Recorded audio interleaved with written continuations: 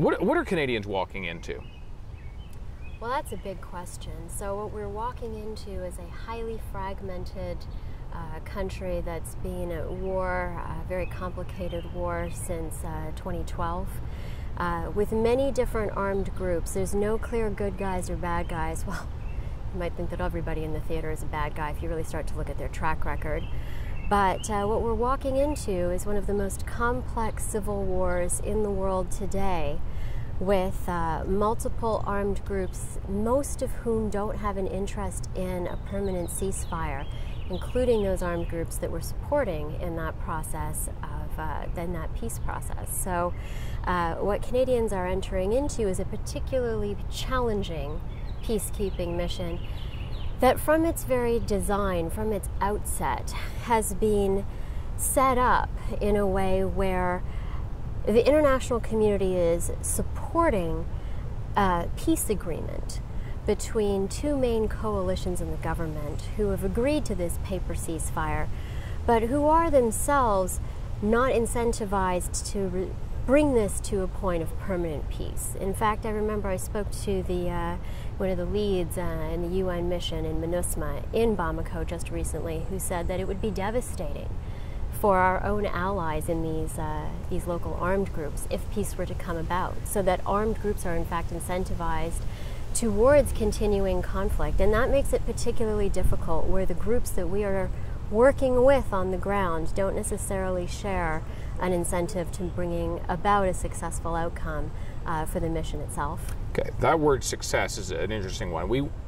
We as Canadians went through the Afghanistan mission, had no concept of what success would look like whenever it was that we reached it. But I listen to you speak and I wonder if success is even possible, let alone understanding the point at which we've reached it in a place like Mali. I think we're encountering very much a similar situation in Mali, in which success is ill-defined at the outset about what it would mean. Does that mean that Canada leaves Mali as it's a peaceful Jeffersonian democracy? I mean, I'm not sure that anybody is making that claim. Is it that is success that we are cycling into an ongoing peacekeeping mission, and the success is that we have provided relief for our allies and our UN commitments, that we've successfully met those obligations? That's a very different bar for success. That's not really related to what happens to Mali.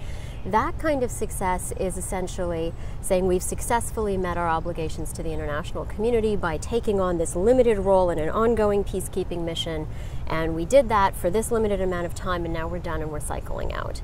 That's a very low bar for what we're going to say is like mission accomplished. When we start to get into the much more thorny question of, well, what does success mean for Mali?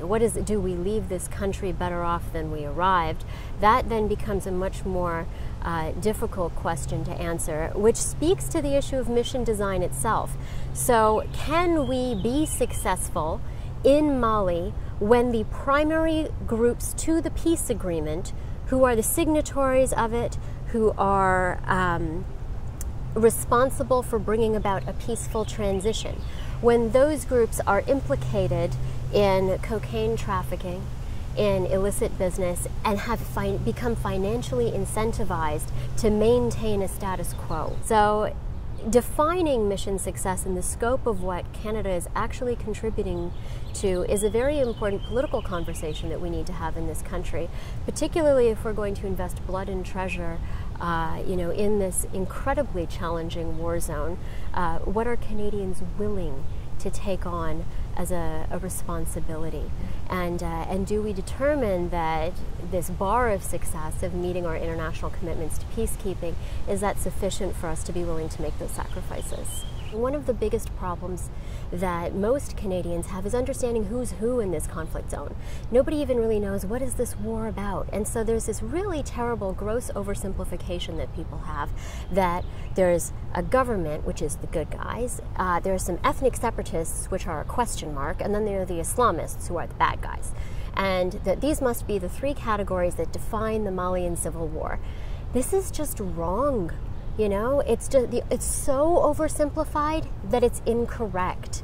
But there are many in the mission, the peacekeeping mission, who believe that's exactly what's going on. Well, that's exactly my job, is to provide a very clear, not just scholarly, empirical explanation of who is actually involved in this conflict.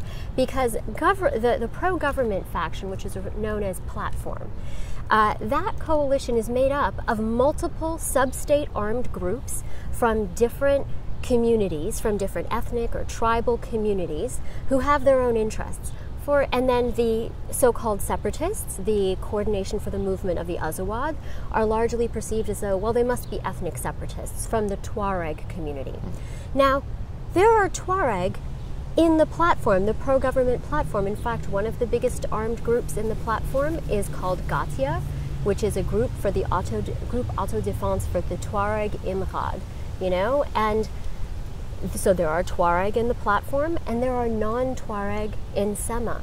And so even that basic oversimplification completely misunderstands who's who on the ground. And that kind of misunderstanding leads us into very dangerous terrain unless it's clarified.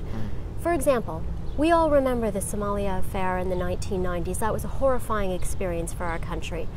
But the mission itself, the UN mission that went into Somalia in 1993, it was the same narrative. We're supporting the government against ethnic rebels or tribal rebels or warlords who are sacking the food convoys.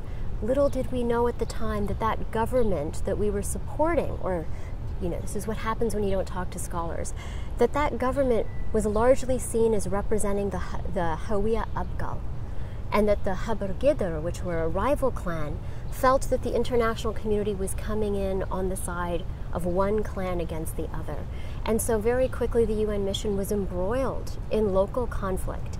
And of course, the oversimplification of categories of government and rebel missed all of that very important local ground level dynamic. And without it, what you quickly saw were that communities, clan communities that felt that the international community had backed one group over another, all of a sudden they felt that they had an incentive to push back. And so then we see the escalation, we see rival communities then attacking the UN mission that culminated in Black Hawk Down. That's the kind of mistake you can make if you really oversimplify the ground reality. And what I can say is that more than any other group in government, I believe the military is deeply interested in understanding before acting, because it is in fact their lives that are at stake. If the Canadians, as part of this peacekeeping effort, become targets themselves, what would be the reason? Why would they be targets? So this is a very messy theater. Now,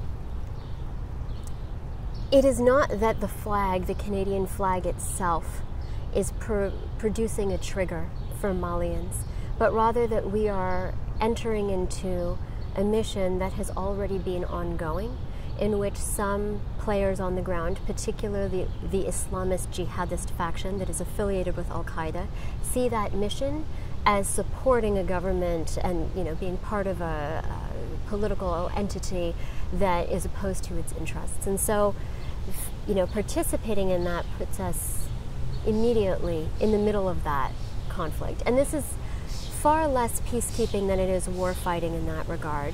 Now, does that mean that the specific nature of our mission is going to be very much on the front? I think that, providing air support is a safer role than many of the other roles. But, we'd be flying alongside French flags, and the French have a very long history of intervention in West Africa that has produced a backlash. Let's put it that way. I think this is a very important point of conversation. Malians have different experiences of the international community across that northern region, and that's very important for us to take note of. I'm running a project in 3 northern cities in Mali: Gao, Kidal, and Timbuktu. Within these 3 cities, the mission that Canada would be participating would largely be concentrated around the city of Gao, less so in Kidal, where MINUSMA doesn't have as strong a presence. Now, MINUSMA has been active in Timbuktu as well, but one of the questions that we're asking are impressions of whether or not MINUSMA and Operation Barkhane make your community safer or less safe. And the answers are going to be quite diverse depending on what exactly the international community did, not just themselves, but in relation with their local partners who are signatories to the peace agreement. I'll give you an example. In the region of Timbuktu, not the city, in the region of Timbuktu, at one point, the international community cleared some Islamists out of that community. Now, obviously, we immediately think, okay, that must make everybody very happy. Here's the problem. Those Islamists had built a well, provided some public social services and whatnot, and the guys who came in after them, who were members of the signatory agreement that we are defending, the local armed groups that came in, provided nothing. They were engaging in extortion, poor behavior, and so the experience of that community is that the international community took out the group that was providing them with something and brought in an armed group that was behaving badly, that was abusing the population, that was extorting. That kind of dynamic is something that the international community will be held responsible for, because it was their force capability that pushed their opponents out and then put their allies in. And so one of the biggest problems we have isn't necessarily that we have really tough rivals, but that we have really bad allies. Like, our partners on the ground have essentially made this war an unwinnable war. And we experienced this in Afghanistan, very similar situation, where the local groups that we were working with on side against the Taliban then behaved so poorly and were so corrupt that communities were like, why would we want that? You know, at least with the jihadists, we had some predictability. And so our allies end up screwing us. And this is actually an opportunity, because if you think about it, we have more capability to rein in the excesses of our allies than we do to, influence the behavior of our enemies. And that is actually an untapped opportunity. We seem to save all of our carrots for our friends and use all of our sticks on our enemies, but our friends are a bunch of carrot-stealing, rapacious bad guys. And so how do we deal with them to get them to behave in a way that actually aligns with mission success? Because that story out of Timbuktu, that's a huge lost opportunity. Whereas in other parts of the country, in Gao, we might have a different experience, where if the international community has adapted to that and tried to ensure that its armed groups behave differently, we're getting that data back from the field right now, getting data that informs us about how well the international community is doing in these different zones. So the experience of communities in Mali of the international community is going to vary both within this vast region. I mean, this is a massive desert region. So to say that it's uniform is wrong, and to assume that the experience of different communities is the same is also wrong. And then even within a particular geographic zone, we have to remember that everywhere we go, we are affecting the local balance of power. So you work with this group, that changes the balance of power with their rivals. We've already seen this in terms of government contracts, and there are pernicious effects. We've already seen that government and intergovernment, contracts that come from the international intervention. So if there are some communities that are inherently strong, they've done better at getting contracts from the international community than other weaker communities. That results in cyclical effects. And when you see those stronger communities ransacking the businesses of their minority groups in their neighborhoods so that they're unable to compete for those contracts. And those are contracts that come from international donor dollars. And that just gives you a sense of how much our presence, not only when it comes to military presence, but even in terms of our economic contribution to the country, that affects a local balance of power in a part of the world that is fragmented. And that's the fundamental takeaway message that we have to remember thinking about Mali, is that this is a place that is fraught with internal competition. And we are participating in that competition by entering into the fray. This sounds so much like Afghanistan. The lessons learned from Afghanistan apply wholly to this theater. Although I will say one thing to you. I have done research in both Afghanistan and Somalia, and now Mali, and Mali is harder than both of the prior.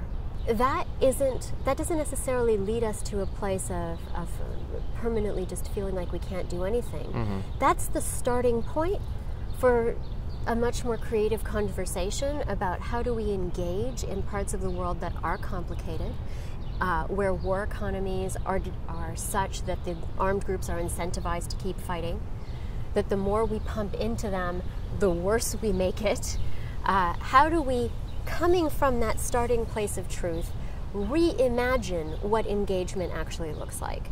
That, I think, is a really fruitful conversation, and I think the Canadian government has understood that the old version of peacekeeping doesn't work and that we need to reimagine peacekeeping for the 21st century, but we haven't gotten to the destination. The first round of it saying feminist peacekeeping, that's got some concepts that they feel like they can get behind, but no one has yet come to a model of peacekeeping that truly leads to the outcome of sustainable peace within this sort of pernicious cyclical war economy scenario.